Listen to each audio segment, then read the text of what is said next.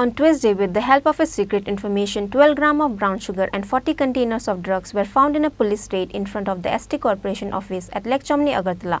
A drug dealer named Shamir Acharji was arrested by the West Agartala police during the raid. On Tuesday night, a secret information received by the OC joined the day of West Agartala police about the drugs dealer and various type of drugs smuggled in front of ST Corporation office. Immediately after getting the report with the help of SDPO Ashish Das Gupta, West Agartala police raided the house of Shamir Acharji and found 12 grams of brown sugar and 40 containers of drugs.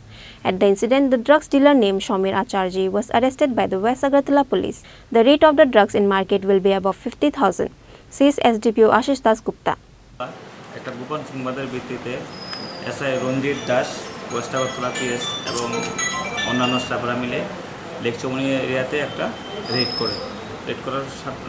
করার সময় সমীর আচার্য নামে একটা ছেলেকে detain করার সময় তার কাছে search করলো, তখন তার কাছ থেকে একটা একটা ব্রাউন সুগারের একটা প্যাকেট পাওয়া গেল, যার ওজন 12 গ্রামের মতো।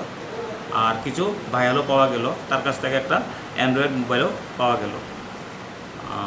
জিজ্ঞাসাবাদ চলছে তাকে কোথায় থেকে সে এটা এনেছে এবং তার সাথে কে কে জড়িত আছে। আমরা যদি পাই, সোর্সটা যদি পাই, আপনাকে পরে আপডেট। সে বলেছে যে কতদিন ধরে সে এটার সাথে জড়িত? অনেক দিন ধরে জড়িত সে এটার সাথে। ইন্টারোগেশন চলছে। হ্যাঁ, সে এখনও ডিসক্লোজ করেনি, ইন্টারোগেশন চলছে। যদি ডিসক্লোজ করে আপনাদেরকে পরে আপডেট দিয়ে দেবো।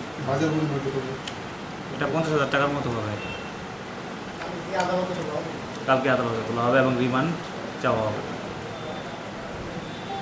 With the NDPS Act, an FIR has filed against Shamir Acharji and he will be taken to the court on Wednesday.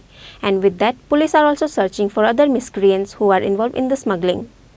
Reported by Pranav from Agartala, Chini, Khorang.